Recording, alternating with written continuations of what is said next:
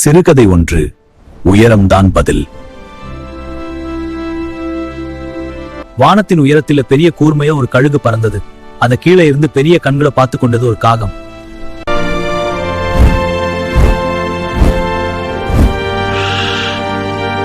கோபத்தில் எரிந்த காகம் வானத்தை நோக்கி வேகமாக பறந்தது. பெரிய கோபமான கண்களுடன் அது கழுகின் மீது சென்று அமர்ந்தது. அது குத்தி தொந்தரவு செய்ய ஆரம்பித்தது.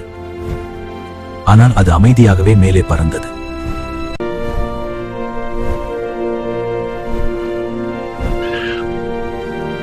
கழுகின் கூர்மையான பெரிய கண்களில் ஒரு துளி கோபமும் இல்லை.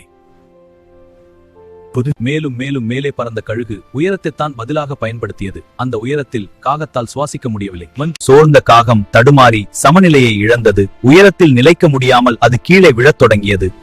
கழுகு சண்டையை தேர்வு செய்யவில்லை, அது உயரத்தை தேர்வு செய்தது. அதை தொந்தரவு செய்தவர்கள் கீழே விழுந்தனர், ஆனால் அது மட்டும் மேலே பறந்தது. உயரத்தை தேர்வு செய்தவன் கீழே பார்க்க நேரம் எடுத்துக் கொள்ள மாட்டான். கழுகு பெருமையுடன் பறந்தது. அதன் பெரிய கண்களில் தன்னம்பிக்கை மின்னியது. சண்டையால் அல்ல, சாதனையால் தான் உயரம் கிடைக்கும். தொந்தரவு செய்பவர்களை பார்த்து நேரம் வீணாக்காதே. கழுக போல இலக்கை நோக்கி பற. வெற்றிதான் உன் பதில். சிறுகதை 2. சின்ன கை பெரிய சிந்தனை. ஒரு அம்மா தனது சிறுவனுடன் கடைக்கு வந்தார். அவரிடம் ஒரு பட்டியல் இருந்தது. அண்ணா, இந்த லிஸ்ட்ல உள்ள பொருட்கள் எல்லாம் போடுங்க. ஆமா சரிமா. இது யாரு உன் பையனா? நல்லா வளர்ந்துட்டான். ஆமா அண்ணா.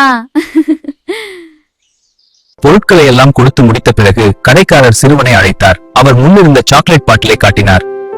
தம்பி வா, இந்த பாட்டில இருந்து சாக்லேட் எடுத்துக்கோ. சிறுவன் வெட்கத்துடன் சிரித்தான். ஆனால் அவன் எதையும் எடுக்கவில்லை.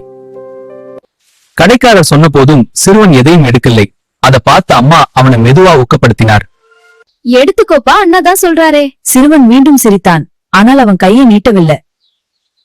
சிறுவன் எடுக்காமல் இருந்ததால் கடைக்காரர் தன் பெரிய கைகளால் 2 கை நிறைய சாக்லேட்டுகளை எடுத்துக் கொடுத்தார். அவற்றை எல்லாம் ஒரு கேரி பேக்கில் வைத்து சிறுவனிடம் கொடுத்தார். சிறுவன் மகிழ்ச்சியுடன் அதை வாங்கிக் கொண்டான். கடையில் இருந்து மகிழ்ச்சியுடன் அவர்கள் வீட்டிற்கு நடந்து சென்றனர். ஏன்பா நீயே எடுக்கல? அம்மா, என் கை சின்னது, அங்கிள் கை பெரியது. அவ எடுத்தா அதிகமா கிடைக்கும் இல்லையா? சில நேரங்களில் பொறுமையாக காத்திருந்தால் அதிக பலன் கிடைக்கும். கதை 3. பூசணிக்காய் திருடிய குடும்பம். ஒரு ஊரில் பணம் நிறைய இருந்தும் திருட்டு பழக்கம் கொண்ட ஒருவன் வாழ்ந்து வந்தான். ஒரு நாள் அடுத்த வீட்டில் இருந்த பெரிய முழு பூசணிக்காயை அவன் திருடினான். யாரும் பார்க்க மாட்டாங்க, இந்த பூசணிக்காயை எடுத்துட்டா யாருக்கும் தெரியாது. திருடிய பூசணிக்காயை கைப்பிடித்துக் கொண்டு யாரும் பார்க்கிறார்களா என்று சுற்றி நோக்கினான். அவசரமாக தனது வீட்டுக்குள் நுழைந்தான்.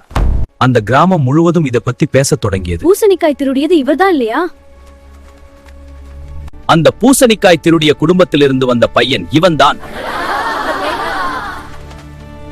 காலம் கடந்து 5ஆம் தலைமுறை வரைக்கும் அந்த குற்றப்பெயர் போனது. பல ஆண்டுகள் கழித்து அந்த வம்சத்தில் பிறந்த ஒரு பெண் படிப்பை முடித்து ஊருக்கு வந்தாள். அவளுக்கு மனம் உடைந்தது. அவள் கோவிலுக்கு சென்று, என் குடும்பத்தின் பழியை நீக்கிவிடு என்று இறைவனை வேண்டார்.